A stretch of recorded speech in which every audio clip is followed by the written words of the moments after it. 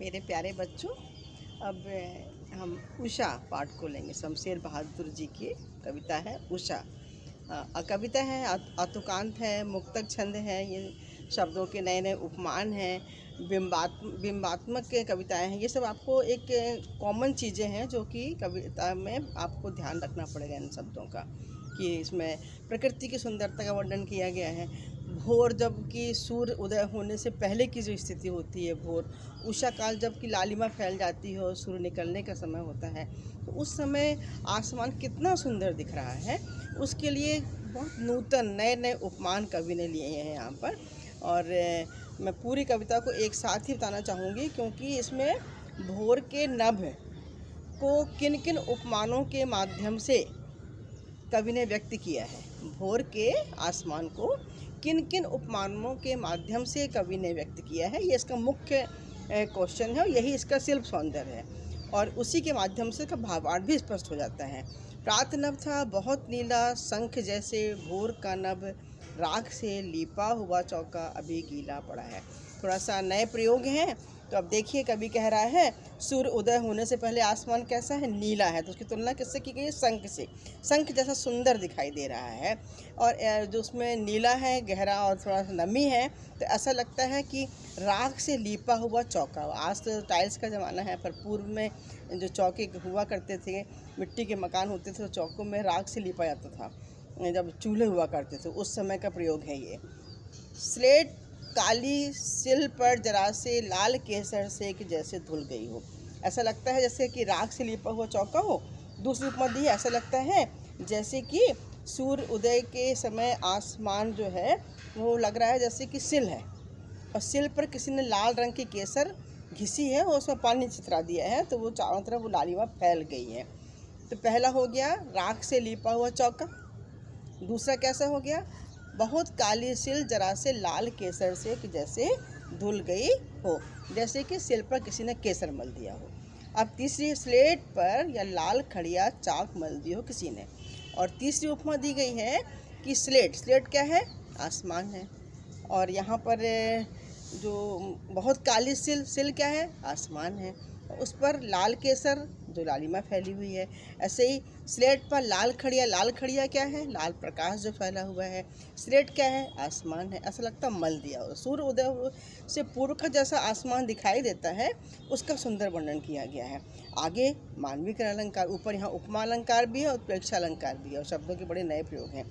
आकाश की जो नीलिमा है उसको देखकर कवि के मन में बात आ रही, नील जल में या किसी की गौर झिलमिल देह जैसे हिल रही हो, जादू टूटता है इस उषा का अब सूर्य उदय हो रहा है।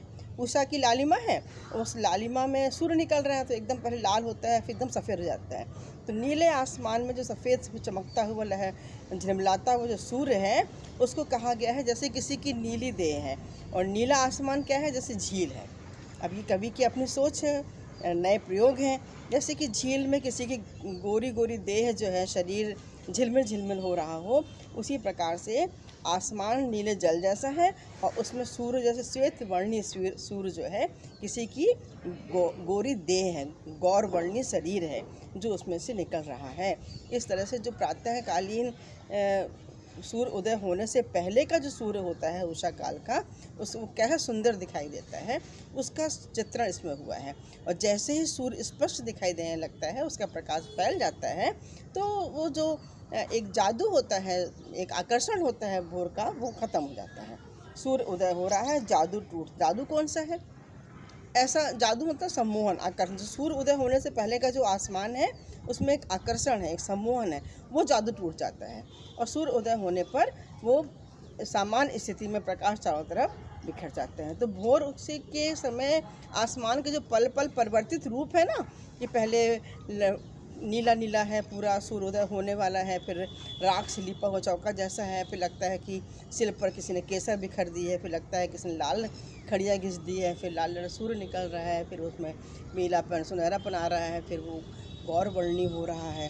तो जो उसके रूप बदल रहे हैं, उनको नए नए प्रतीकों के माध्यम से, नए नए उपमानों के माध्यम से कवि ने यहाँ पर स्पष्ट किया है। तो उषाकालीन वातावरण को यहाँ पर साकार करने का प्रयास किया गया है।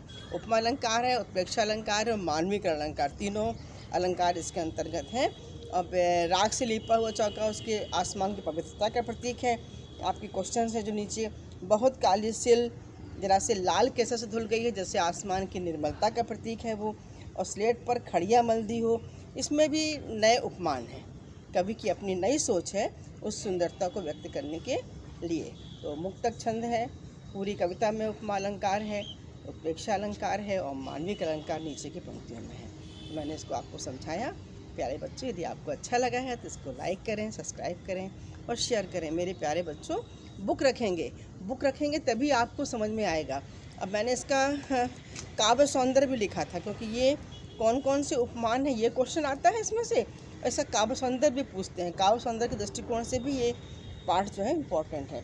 तो देखिए मैंने इसका काव्य सौंदर्य लिखा है, आपको दिखाती हूँ।